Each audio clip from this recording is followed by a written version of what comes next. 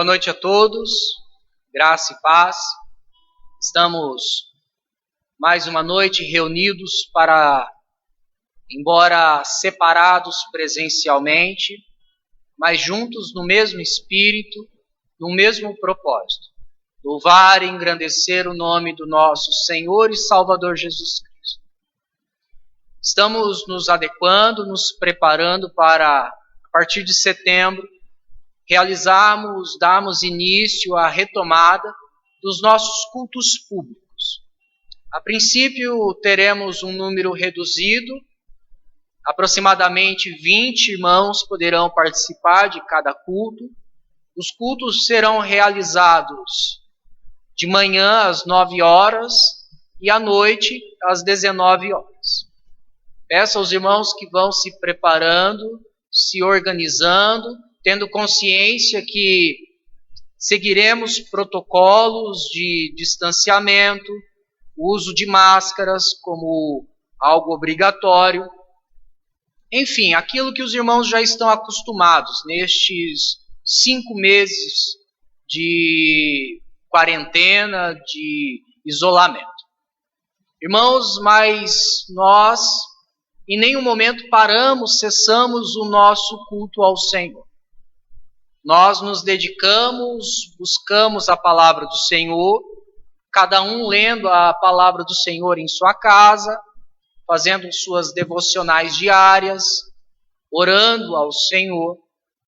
Mas também neste período utilizamos a tecnologia para, de uma maneira, embora limitada, amenizarmos um pouco este sofrimento que bateu em nosso coração por estarmos separados uns dos outros da comunhão presencial, do partir o pão. Mas nós sabemos que em nenhum momento o Senhor perdeu o controle. O Senhor em todo o tempo tem cuidado da sua igreja. Creio que tem sido dias, meses de reflexão, de amadurecimento. É claro que para alguns foram grandes desafios que surgiram. Para muitos também houve um momento de reflexão de como é importante a comunhão, o partir o pão, os cultos públicos. Daqui a alguns dias estaremos retomando. Mas o nosso desejo é que cada dia mais, independente dos desafios que enfrentamos e que virão, porque sabemos que a nossa vida cristã é cheia de desafios, mas nós podemos confiar e saber que mesmo diante de tantos desafios, o Senhor tem nos sustentado. O Senhor é fiel, o Senhor é um Deus misericordioso, gracioso, e aquilo que Ele realizou na cruz do Calvário repercute em nossas vidas de uma maneira eterna. E é este Deus que nós estamos reunidos para adorar. É claro que há famílias reunidas nos seus lares, irmãos sozinhos, mas somos todos um corpo de Cristo. Sabemos que os desafios de um são os desafios de todos. E eu convido a você neste momento a fechar os teus olhos, para juntos, num ato de submissão a Deus e confiança a Ele, e em intimidade, orarmos ao Senhor. Feche os teus olhos. Amado Deus, digno de toda honra e toda glória, nos apresentamos diante do Senhor mais uma noite. Não porque somos dignos, não porque aquilo que oferecemos ao Senhor é perfeito, mas porque o sangue de Cristo Jesus está sobre as nossas vidas. E o sacrifício de Cristo é perfeito e eficaz, e como diz a Tua palavra, nos abriu um caminho onde podemos nos apresentar diante do Senhor. Reconhecemos que somos pecadores, ó Pai. Reconhecemos que somos falhos e que se dependesse das nossas vontades, do nosso coração, nos afastaríamos do Senhor. Mas te louvamos, ó Deus, de uma maneira, de certa forma, até constrangedora. Porque mesmo nós sendo pecadores, o Teu Espírito habita em nós e não nos abandona. E nos conduz num caminho de adoração. E é neste espírito de adoração, embora cada um de nós sendo falho, nós oferecemos um culto ao Senhor. Ansiamos para que tão logo possamos oferecer um culto público a Ti. Mas pedimos ao Senhor que receba os nossos louvores, a nossa adoração, e fale conosco através da Tua palavra. Promova, ó Deus, em nós, no meio da Tua igreja, crescimento, amadurecimento, confronto, transformação, que possamos reconhecer as nossas falhas e assim buscar conserto diante do Senhor, para que cada dia mais Cristo resplandeça através das nossas vidas e assim venhamos a cumprir a missão que o Senhor designou a cada um de nós, a cada um dos Teus filhos, proclamar as virtudes do Senhor a um mundo que está em trevas.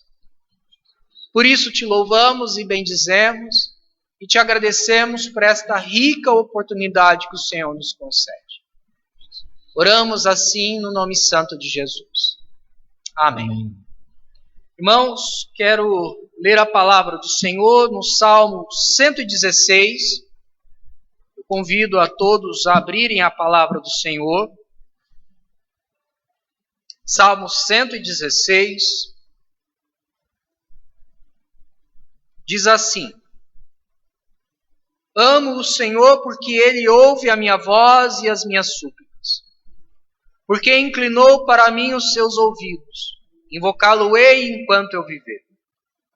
Laços de morte me cercaram e angústias do inferno se apoderaram de mim. Caí em tribulação e tristeza. Então invoquei o nome do Senhor. Ó Senhor, livra minha alma. Compassivo e justo é o Senhor. O nosso Deus é misericordioso. O Senhor vela pelos simples. Achava-me prostrado e Ele me salvou. Volta minha alma ao teu sossego, pois o Senhor tem sido generoso para contigo. Pois livraste da morte a minha alma, das lágrimas os meus olhos, da queda os meus pés. Andarei na presença do Senhor na terra dos viventes. Eu criei ainda que disse, estive sobremodo aflito. Eu disse na minha perturbação, todo homem é mentiroso. Que darei ao Senhor por todos os benefícios para comigo? Tomarei o cálice da salvação e invocarei o nome do Senhor. Cumprirei os meus votos ao Senhor, na presença de todo o seu povo. Preciosa é aos olhos do Senhor a morte dos santos. Senhor, deveras sou teu servo, filho da tua serva. Quebraste as minhas cadeias. Oferecer-te-ei sacrifícios de ações de graça. Invocarei o nome do Senhor. Cumprirei os meus votos ao Senhor, na presença de todo o seu povo, nos átrios da casa do Senhor, no meio de ti, ó Jerusalém. Aleluia. Irmãos, hoje vamos falar sobre o livro de Esther, os desafios que o povo de Deus enfrentou naquele contexto. Veremos que estes desafios são também os nossos desafios como igreja do Senhor. O salmista, ele revela a sua confiança mesmo em meio de dificuldades.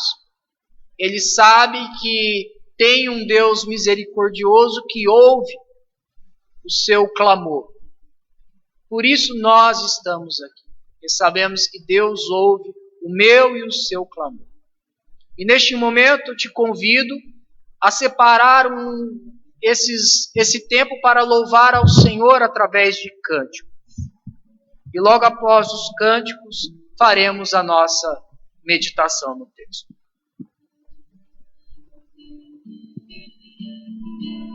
Boa noite, amados irmãos, graça e paz. Vamos louvar a Deus. Esta é a hora da adoração. Convido você agora para adorar ao nosso Deus. Vamos lá. Vem, esta é a hora da adoração. Vem dar a Jesus teu coração. Vem, Ele te quer para restaurar. Vem, Ele é quem dá a salvação. Vem,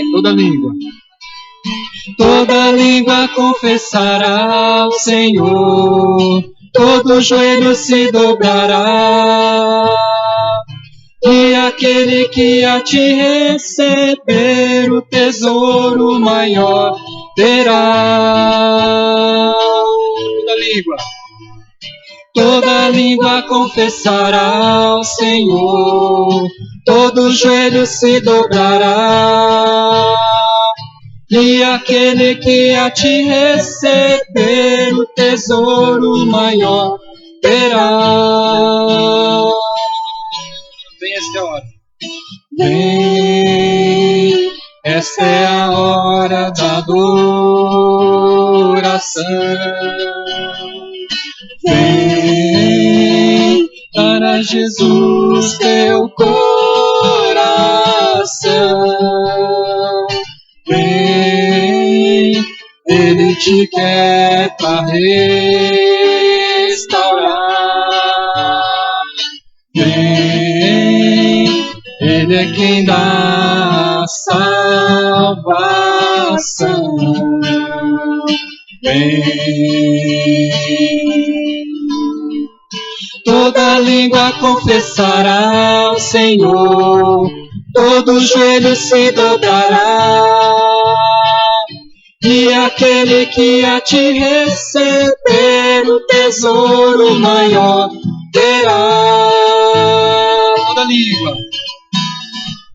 Toda língua confessará ao Senhor, todo joelho se dobrará, e aquele que a te receber o tesouro maior terá. Vem, vem, vem. Amém. Um outro cântico fala sobre Deus reinar em toda a terra.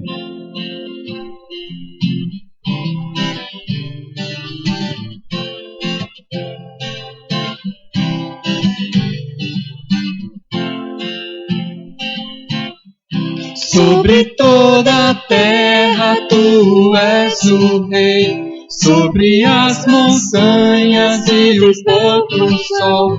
Uma coisa só meu desejo é: vem reinar de novo em mim, reinar em mim com o teu poder, sobre a escuridão, sobre os sonhos meus.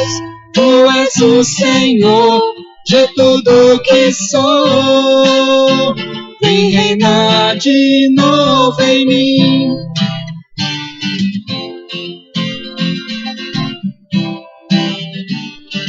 Sobre o meu pensar. Sobre o meu pensar, tudo que eu falar, faz-me refletir a beleza que há em ti. Tu és para mim mais que tudo aqui. Vem reinar de novo em mim, reina em mim, com teu poder, sobre a escuridão, sobre os sonhos meus. Tu és o Senhor de tudo que sou. Vem reinar de novo em mim, reinar em mim, com teu poder, sobre a escuridão, sobre os sonhos meus. Tu és o Senhor de tudo que sou. Vem reinar de novo em mim, vem reinar de novo em mim, vem reinar de novo em mim. Amém. Deus abençoe os amados irmãos.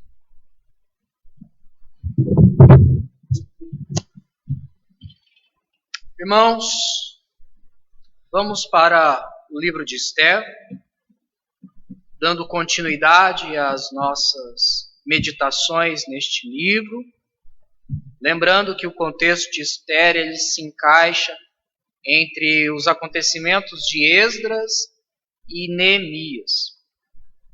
Nós vemos no livro de Esther os desafios que o povo judeu enfrenta, mas de uma maneira discreta, o Senhor está construindo a história, preservando a nação dos judeus, mesmo diante de tantas oposições. Isso vale para as nossas vidas. Nós vemos que podemos manter-nos confiantes mesmo em tempos difíceis. Mesmo diante de tantas perseguições, mesmo diante de tantos desafios que a vida cristã traz, nós sabemos que o Senhor é conosco. O Senhor, da mesma forma que preservou o povo judeu, e aos nossos olhos parecia impossível. E da mesma forma, em muitas circunstâncias da nossa vida, parece que é impossível, que Deus não vai nos livrar, mas nós sabemos que o Senhor nos livrou. E o Senhor continua nos guardando, porque estamos guardados em Cristo Jesus, preservados em Cristo Jesus. Mas é fato que o mundo nos odeia. É fato que o próprio Senhor Jesus disse que o mundo o odiou e iria odiar todos os seus discípulos, todos os seus seguidores, todos os cristãos. Vemos ao longo da trajetória da igreja que o povo de Deus, a igreja do Senhor, foi perseguida, massacrada, mas aqui estamos nós, adorando, exaltando o nosso Deus. Mas nós precisamos ter uma consciência muito clara de que não vivemos num momento de paz. Não vivemos, a igreja do Senhor não desfruta das bênçãos de Deus no que diz respeito a levantar os pés, deitar numa rede e desfrutar desta vida. Não! Nós colocamos os nossos pés no chão, empunhamos as espadas e saímos para guerrear. O mundo está se organizando. O mundo está se programando. Nós veremos que isso ocorreu lá com o povo judeu e está ocorrendo em nossos dias. O mundo está se organizando na tentativa de nos destruir, na tentativa de nos reprimir, na tentativa de nos calar. E todos aqueles que pregam o Evangelho, que anunciam a luz de Cristo, serão perseguidos.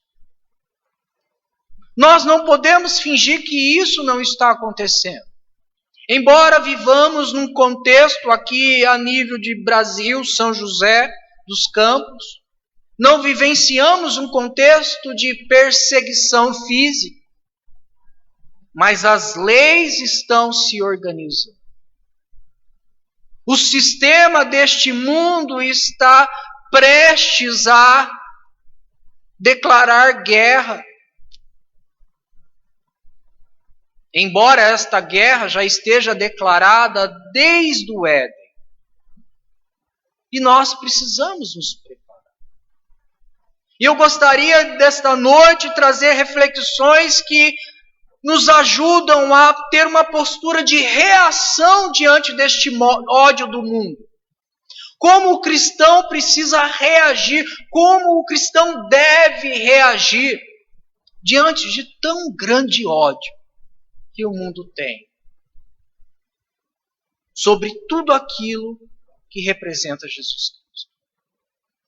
E eu convido a você a abrir novamente a palavra do Senhor em Esther e faremos a leitura até o versículo 15, no capítulo 3. Diz assim a palavra do Senhor. Depois destas coisas, o rei Assuero engrandeceu a Amã, filho de Amedata, Agagita, e o exaltou e lhe pôs o trono acima de todos os príncipes que estavam com ele.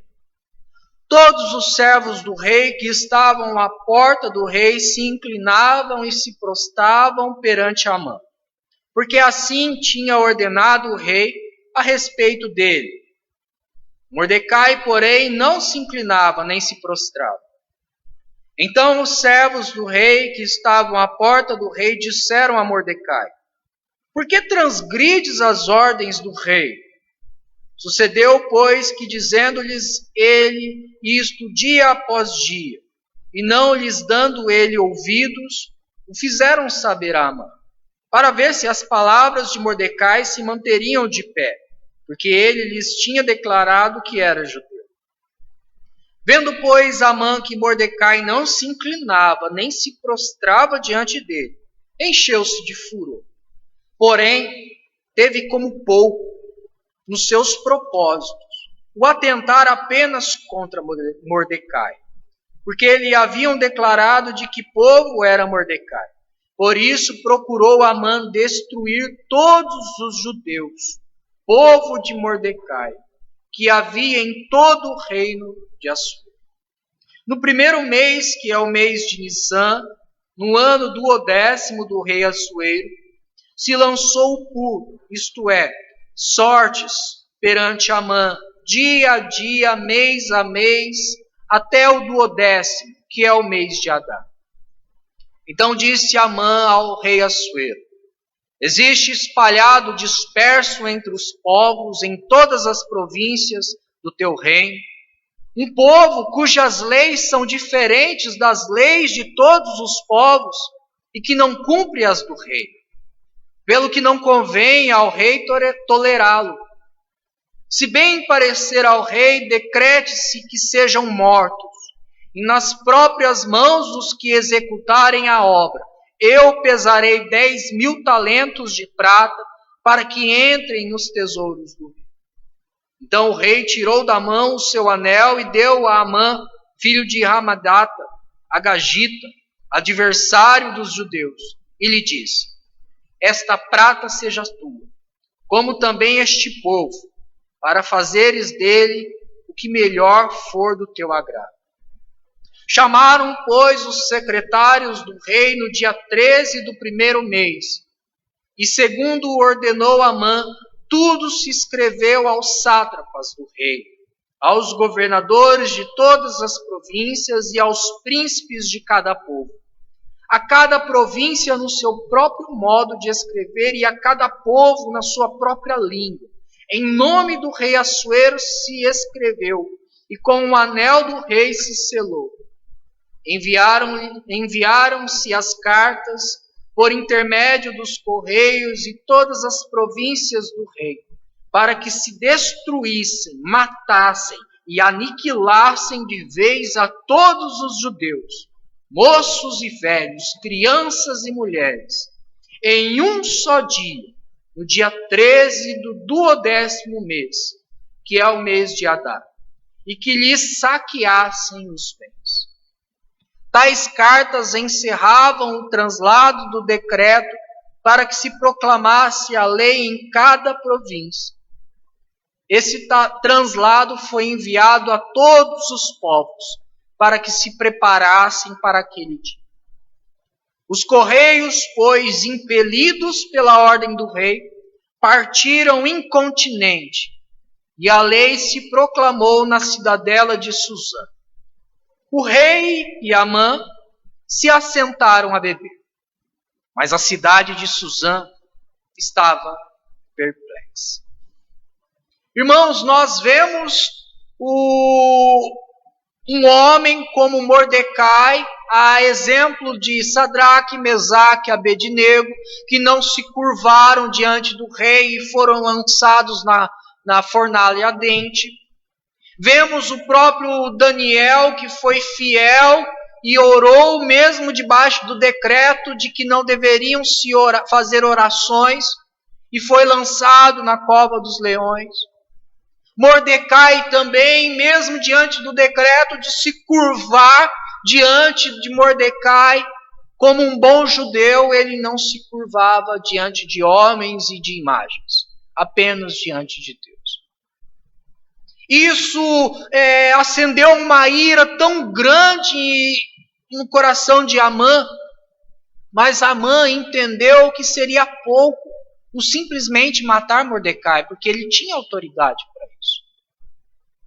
Mas ele disse que não apenas Mordecai, mas todo o povo judeu deveria ser destruído. E ele chega então, por causa desta fúria contra Mordecai, ele decreta, ele assume uma postura de guerrear contra os judeus, mas ele antes precisava do aval do rei. E Amã chega até o rei e fala: olha, rei, precisamos lembrar que o Império Persa, naquele contexto, estava vivendo um momento de instabilidade, porque recentemente eles haviam perdido a batalha contra os gregos. Era um império que estava frustrado moralmente e financeiramente. E de repente chega Amã dizendo ao rei: rei, existe um povo que tem leis diferentes e que não se submete às leis que o próprio rei ordena. E não convém tolerá-lo. O que Amã estava dizendo: olha, nós, o Império Persa, precisamos controlar todos os povos. E da mesma forma que Vashti foi exemplo para as outras mulheres que porventura viessem a desonrar o seu marido, Amã estava dizendo ao rei: faça deste povo que não se submete às leis do rei, que sejam destruídos como exemplo às outras nações. Porque se o rei tolerar este povo que não se submete às leis do rei, os outros povos também tratarão o rei como um homem frouxo, um império frouxo. E o rei, então, ouvindo essas palavras, entende que de fato seria uma postura com mais firmeza.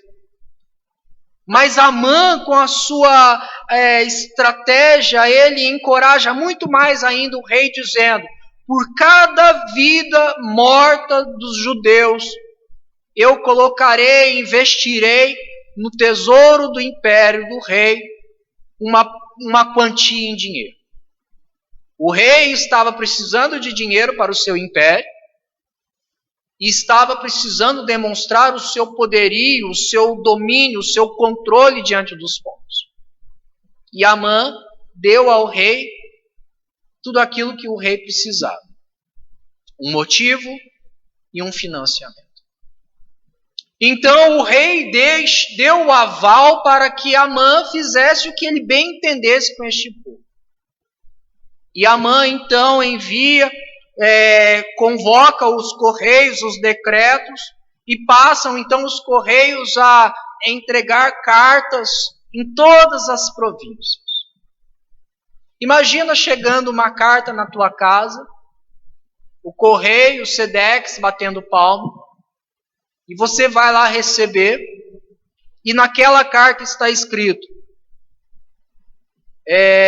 janeiro, dia 13 de 2020.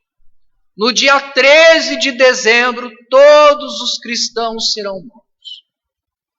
O que você diria? O que você faria? Sob decreto do presidente. É claro que isso está distante da nossa realidade, porque vivemos ainda num mundo onde isso não é tão fácil acontecer. Mas nós sabemos que em localidades espalhadas por este mundo, povos são mortos e não há ninguém que os defenda. Mas naquele contexto, o povo judeu já vivia sob o domínio do Império Persa. E agora há um decreto dizendo que todos os judeus, no final do ano, deveriam ser mortos. Deveriam ser destruídos, aniquilados. Tanto as crianças como as mulheres, os moços, os velhos. E ainda que fossem saqueados os bens. Um império que precisava de dinheiro, que o povo também precisava de dinheiro. E vamos imaginar que você, novamente trazendo aí para o nosso contexto, um momento tenso de perseguição. Uma carta dessa, cujo, no final da carta dizendo, quem matar um judeu vai receber um dinheiro e pode pegar tudo que o cristão tem. Vamos imaginar que nesta carta o seu vizinho que não é cristão recebeu e ele tem um ódio por você. Vamos imaginar que o local onde você mora não é um local amistoso. E você sabe que essa mesma carta dizendo que todos os cristãos serão mortos e ainda as pessoas que matarem esses cristãos receberão dinheiro. Você vai olhar para o seu redor e dizer, quem poderá me livrar? Quem poderá me proteger deste mal, desta aflição, desta condenação, deste decreto de destruição? O próprio povo, o próprio Império Persa ali ficou confuso, perplexo. Alguns não concordaram, é fato.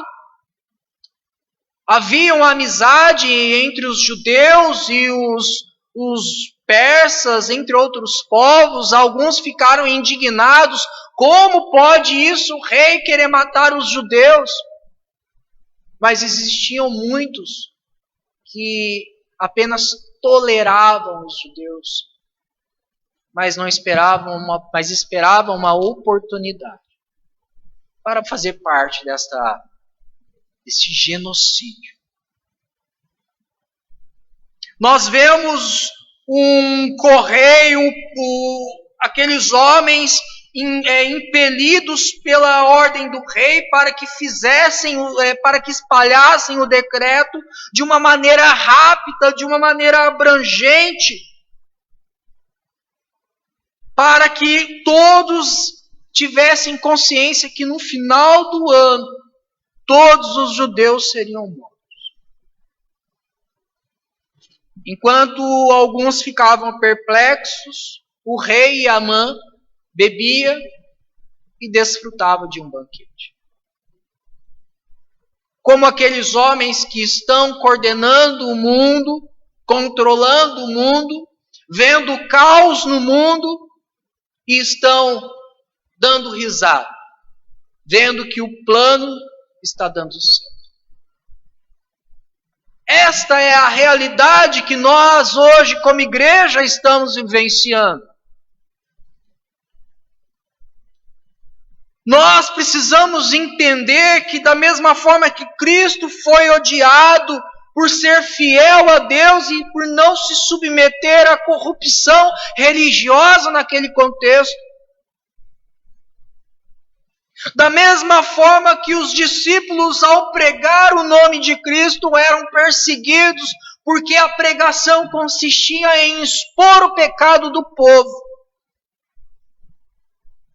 Da mesma forma, eu e você, como diz Efésios capítulo 5, versículo 13, mas todas as coisas, quando reprovadas pela luz, se tornam manifestas, porque tudo que se manifesta é luz, e nós resplandecemos a luz de Cristo.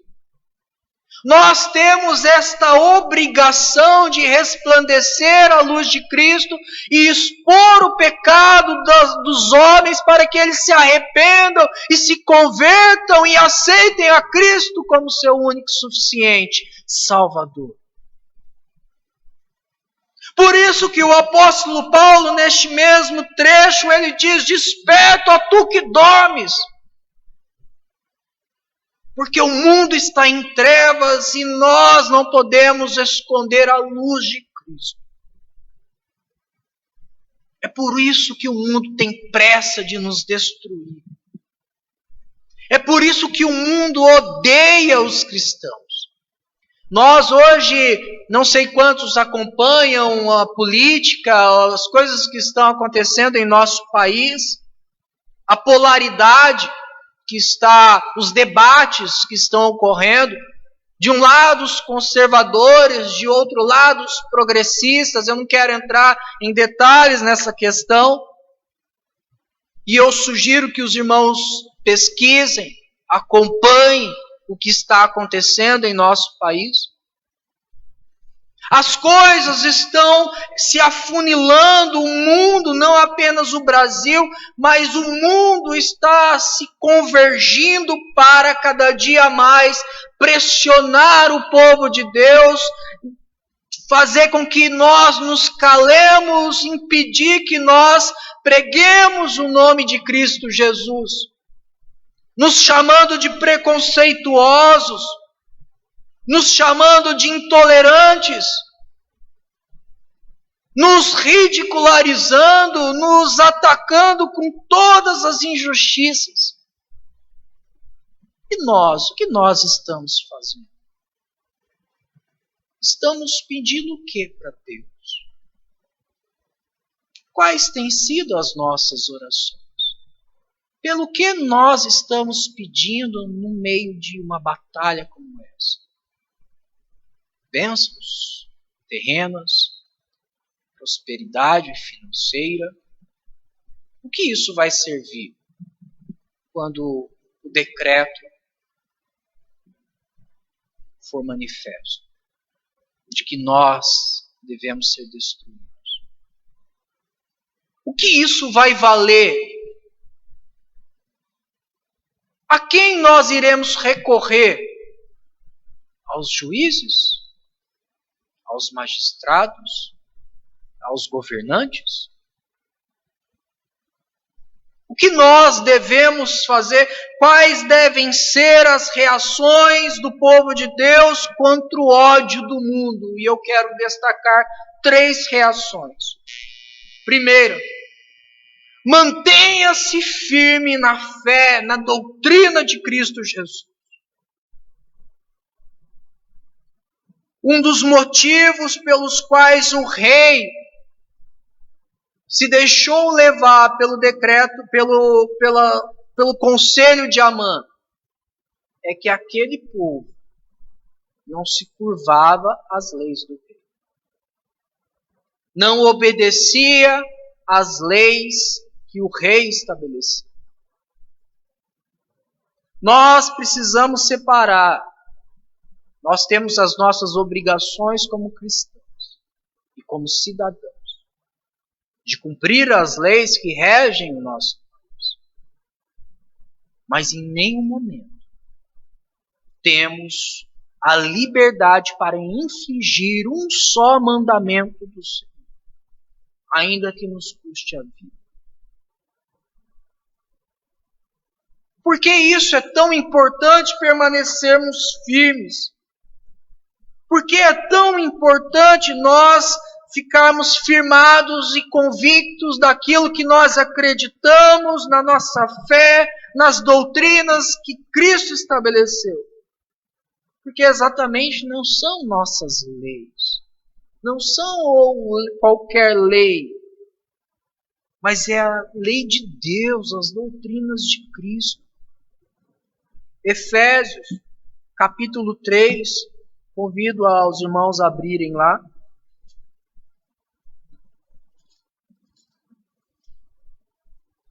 Versículo 8.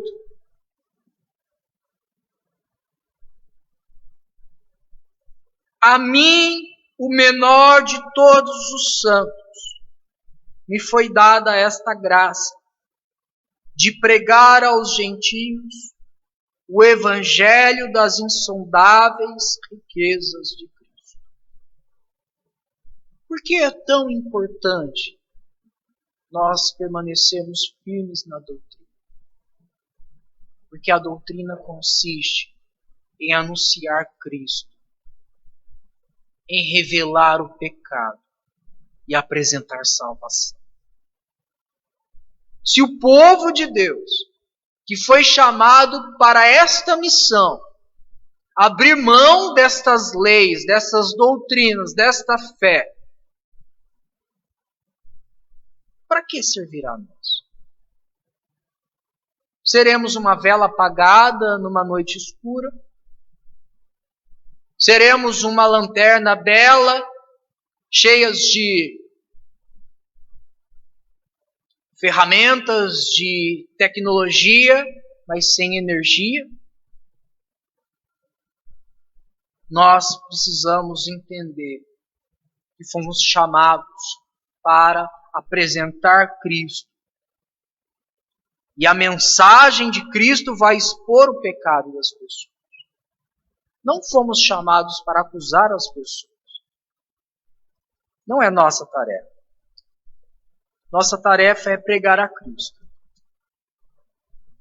Nossa tarefa é sermos um aroma agradável a Deus.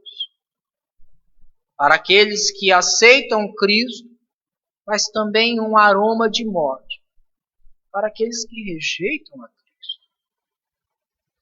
Isso está escrito lá em 2 Coríntios, capítulo 2, versículo 14 e 15, e versículo 16. Graças, porém, a Deus, que em Cristo sempre nos conduz em triunfo, e por meio de nós manifesta em todo lugar a fragrância do seu conhecimento.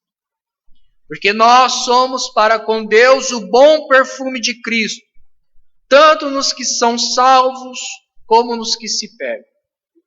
Para com estes cheiros de morte, para a morte. Para com aqueles, aromas de vida, para a vida. É esta a nossa missão. É isso que Deus espera dos seus filhos. Que sejamos a fragrância de Cristo por onde passarmos. Filipenses capítulo 2, versículo 15. O mesmo apóstolo diz: para que vos torneis irrepreensíveis e sinceros filhos de Deus, inculpáveis, no meio de uma geração pervertida e corrupta, na qual resplandeceis como luzeiros no mundo. Nossas vidas servem a Deus como luzeiros. Segunda reação que nós precisamos ter contra o ódio do mundo: suporte o ódio por amor a Cristo. Quais são as consequências de nos mantermos fiéis e firmes na fé e na doutrina? É sofrermos todas as injustiças possíveis, sermos acusados de perturbadores da ordem, sermos muitas vezes considerados como escória de uma sociedade. Mas nós precisamos suportar este ódio por amor a Cristo, que suportou a cruz por amor a mim e a você.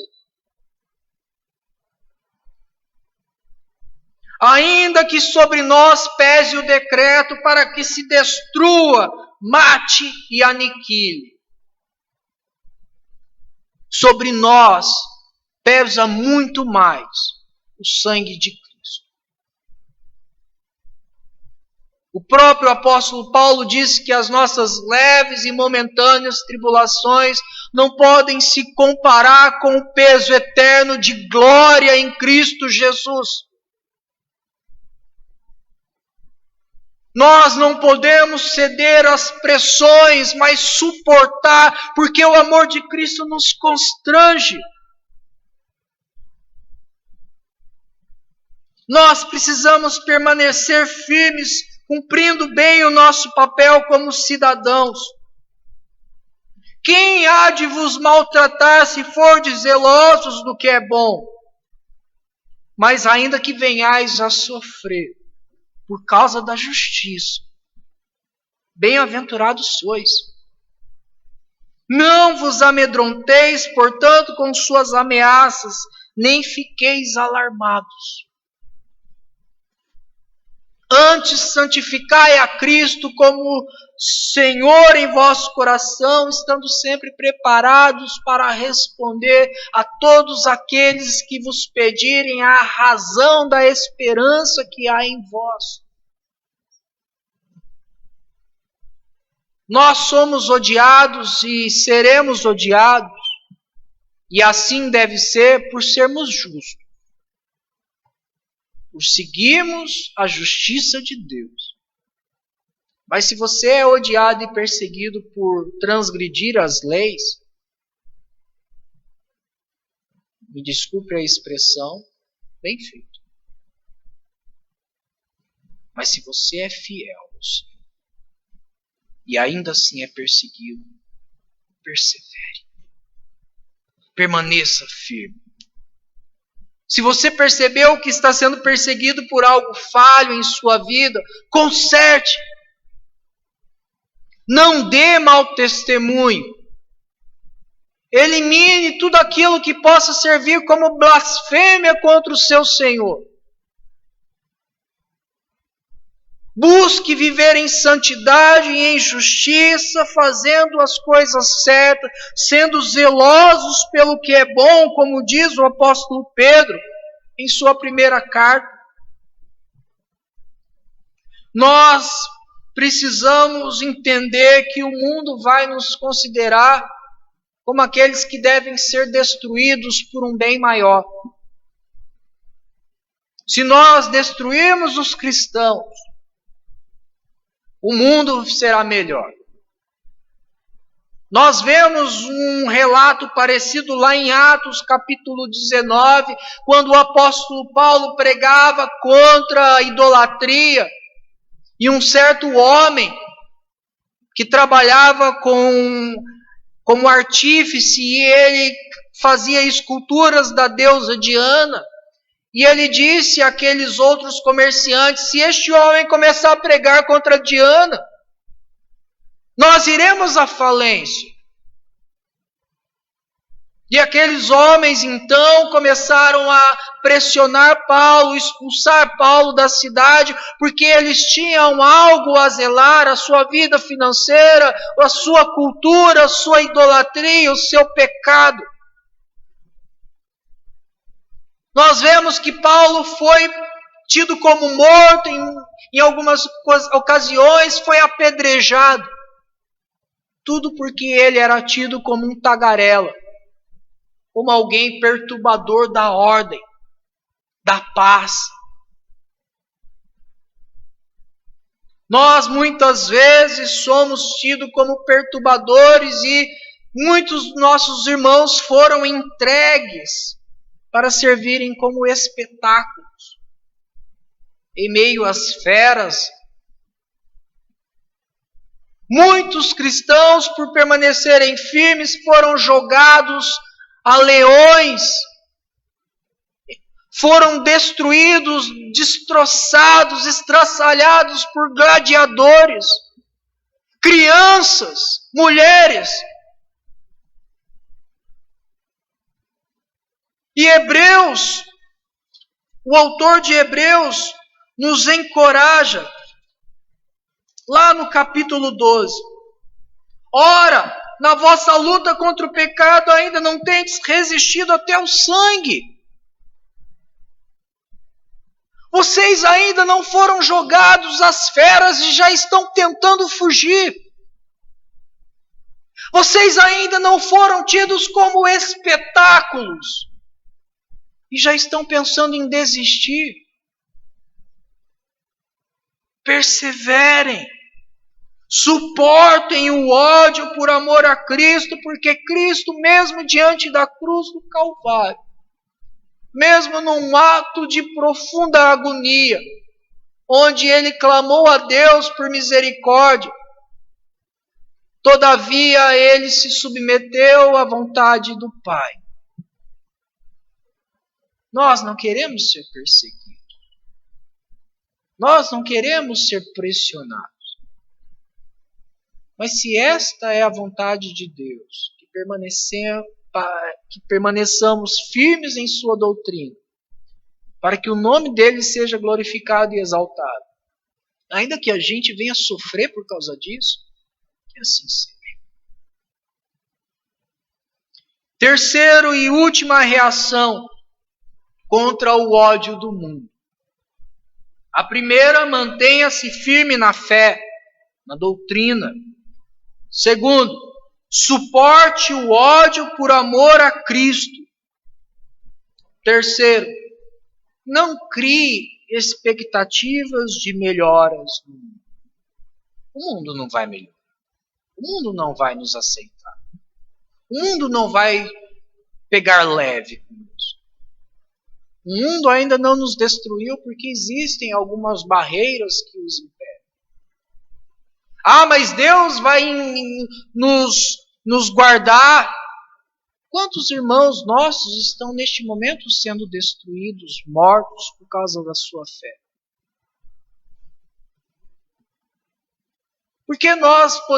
Porque o que nos encoraja a olhar para o mundo e não esperar que sejamos também igual modo perseguidos?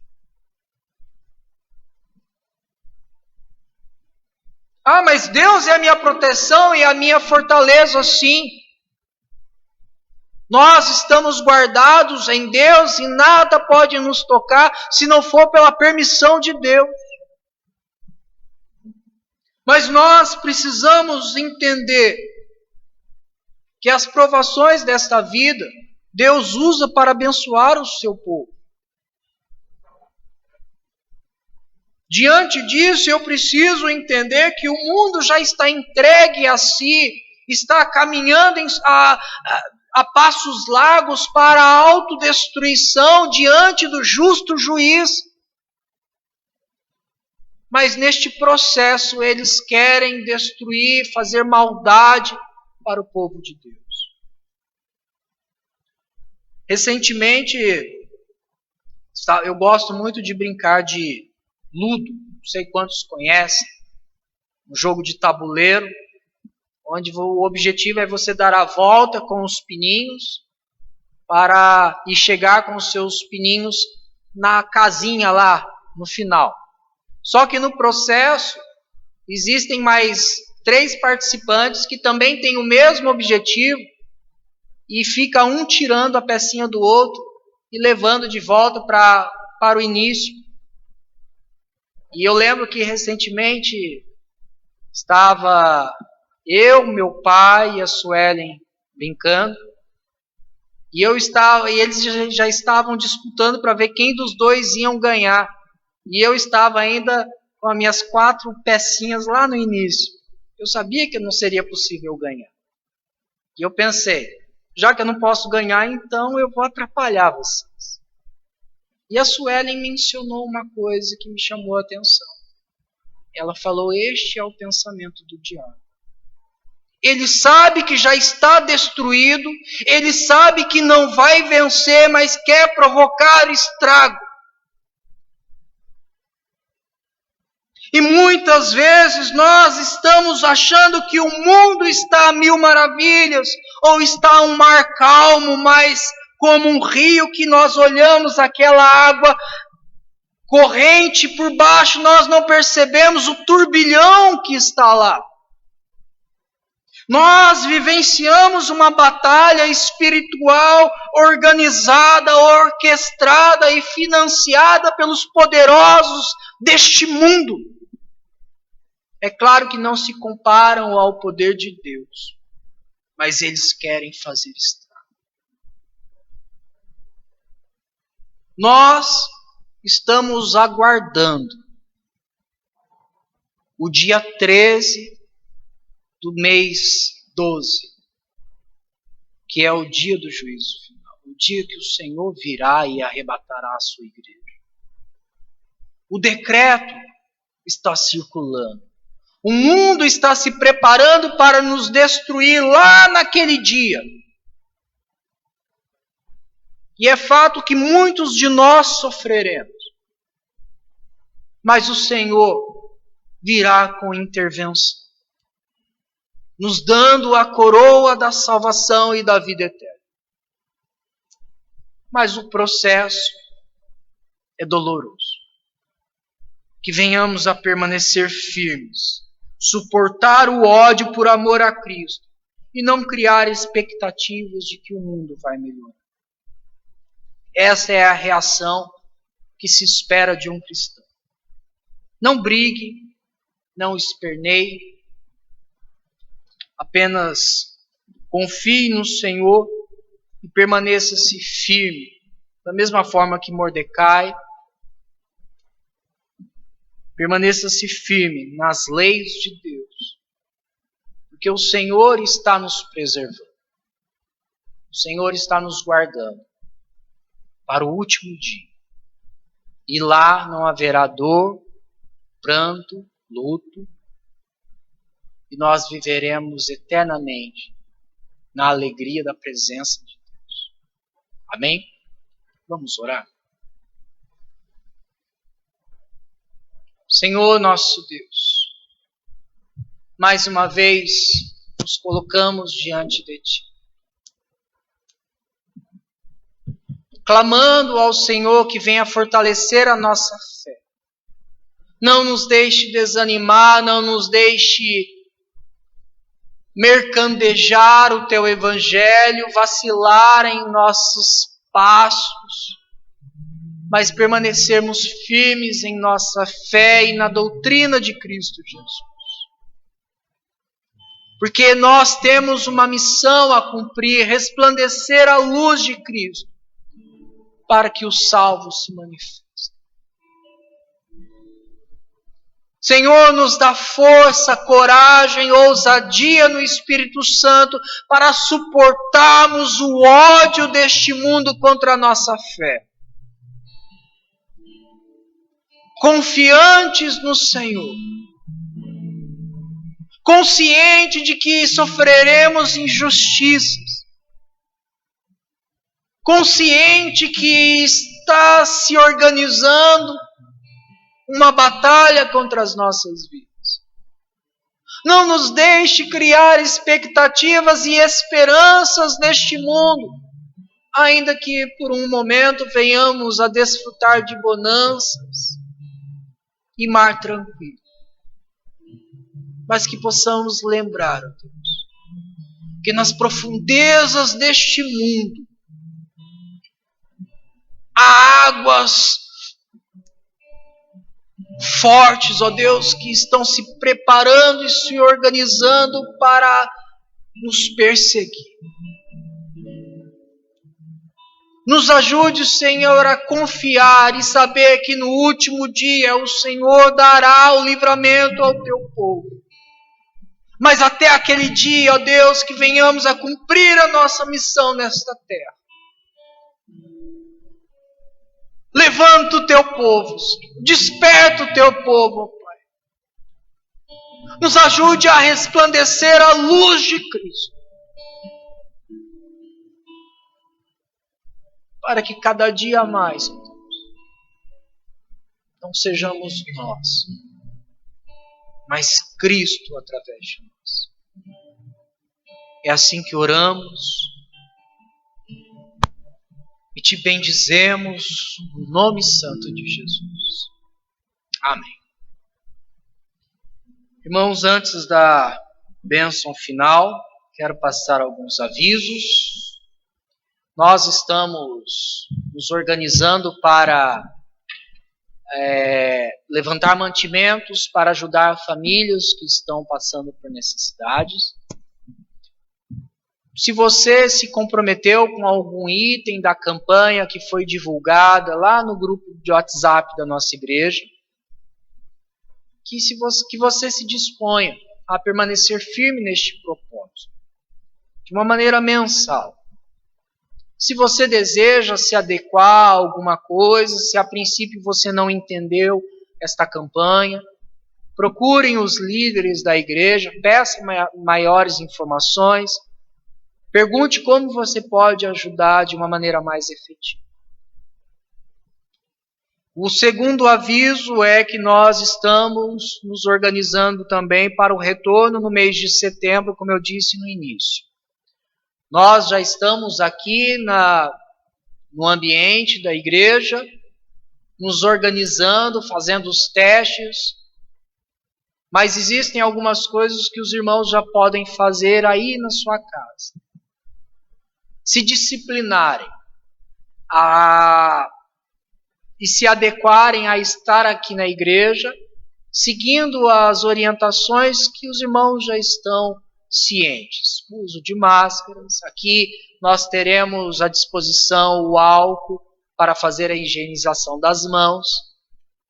Infelizmente, neste momento, teremos um número reduzido por conta do espaço que nós temos, 20 cadeiras. Haverá aí um processo de revezamento. Os irmãos do grupo de risco, aconselhando-nos a ficar em casa. Nós entendemos o desejo dos irmãos de estarem conosco, mas esta recomendação é visando a integridade dos próprios irmãos.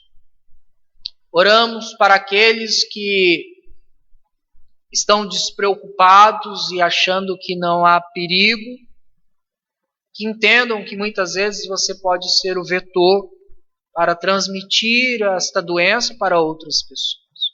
Então se cuide.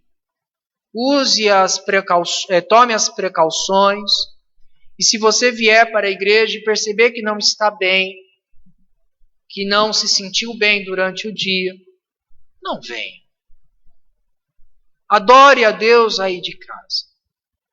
Por isso que nós nos preocupamos em transmitir os cultos online, mesmo após o retorno presencial, para que nenhum irmão fique desamparado de ouvir a mensagem, de participar dos louvores.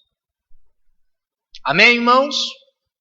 Eu quero, neste momento, encerrar a palavra, este momento de culto ao Senhor, lendo a palavra do nosso Deus que diz: Ora, o Deus da paz, que tornou a trazer dentre os mortos a Jesus, o nosso Senhor, o grande pastor das ovelhas, pelo sangue da eterna aliança, vos aperfeiçoou em todo bem, para cumprirdes a sua vontade, operando em vós o que é agradável diante dele.